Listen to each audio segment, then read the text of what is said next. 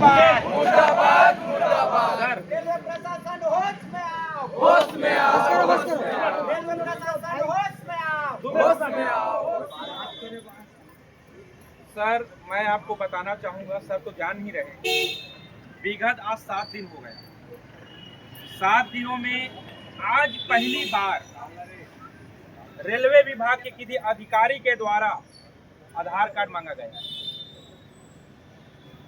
इनके परिवार को मुआवजा देने के छोड़ रेलवे विभाग के अधिकारी, ठेकेदार सिर्फ गोल गोल गोल गोल घुमाने के सिवा अभी तक कुछ भी नहीं किए हैं। बात करने के लिए कभी 10 लोगों को अंदर ले जाते हैं, कभी 3 लोगों को अंदर ले जाते हैं।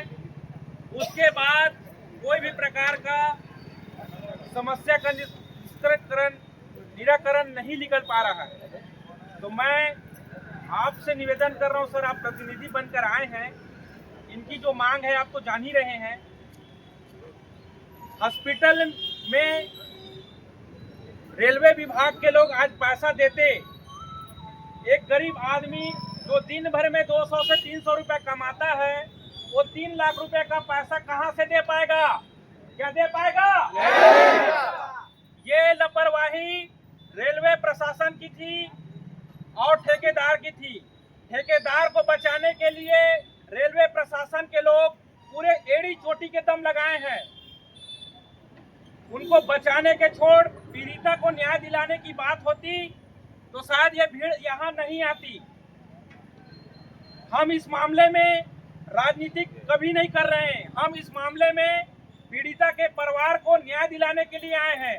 जितने भी लोग यहाँ आए हैं, पीड़िता के परिवार को न्याय दिलाने के लिए आए हैं। आए हैं कि नहीं आए हैं?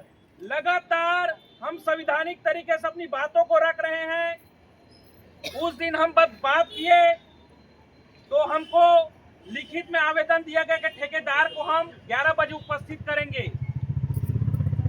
11 बजे से बैठे बैठे 3 बज गया, कोई भी प्रकार का आश्वासन नहीं मिला। मजबूरी पूर्वक हम वहां जाकर बैठे संवैधानिक तरीके से। 45 मिनट के अंदर में ठेकेदार को पकड़ के ले लाए। क्या भारत के आजादी के अमृत उत्सव के 78 वर्ष के बाद भारत में SC, ST, OBC एवं अल्पसंख्यक की स्थिति इसी प्रकार से रखा जाता है? तो रेलवे प्रशासन इस चीजों को समझे और परिवार के लोगों को सम्मानजनक मुआवजा दे। बहन पढ़ी लिखी है, इनको सम्मानजनक नौकरी दिया जाए।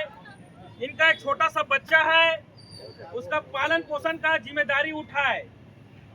और भविष्य में रेलवे विभाग के लोग, सर आप मेरी बातों को सुनिए, रेलवे विभाग के लोग भविष्य में ऐसे ठेकेदार को कभी भी लाइसेंस या काम न दे जो आम आदमी के जीवन के साथ सिर्फ खिलवाड़ी समझते हैं और खेलते हैं।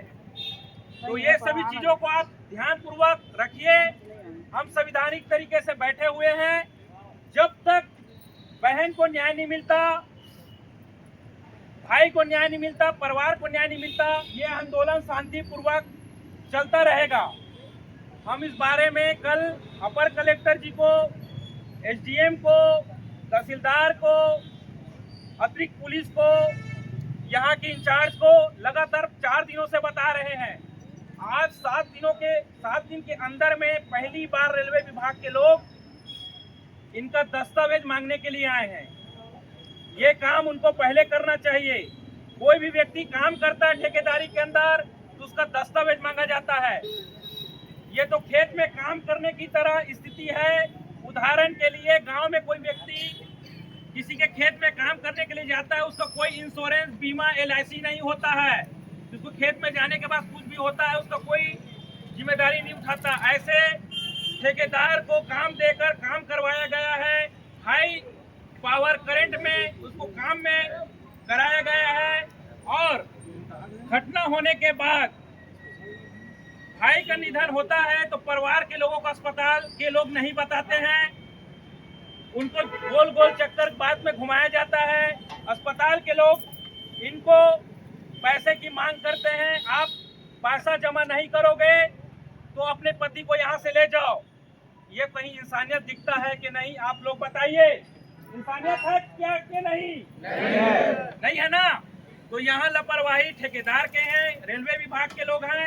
इस चीजों को आज पूरे प्रदेश को लोग देख रहे हैं। इस चीजों को जब तक जल्दी से जल्दी न्यायपूर्वक बहन को न्याय नहीं दिलाते हैं, यहाँ से ये भीड़ हटेगी नहीं, शांतिपूर्वक बैठे रहेगी। मैं इतना ही बात बोलूंगा। आप आधार कार्ड अभी फोटो लिए हैं, 7 दिनों के अंदर में पहली बार कोई अधिकारी अभी आधार कार्ड मांगने के लिए आया है। हम इंतजार कर रहे थे, हम 4 दिनों से इलाज के लिए मांग कर रहे थे, लेकिन हमारी बातों को नहीं सुना गया, ठेकेदार को बचाया गया। इस वजह से ये गुस्सा है और निवेदन अभी भी कर रहे हैं आपको हाथ जोड़ के कि इनको सम्मानजनक मुआवजा दिया जाए। खुशी के लिए हम आए, जितना जल्दी हो सके। ठीक है, अपने उच्च अधिकारी से बात करिए। बेटा ज्ञान नहीं दे, पूरा निहारे का पूरा इशारा आदरणीय जी, आदरणीय सर जी कुछ बोल रहे हैं उनको सुनिए।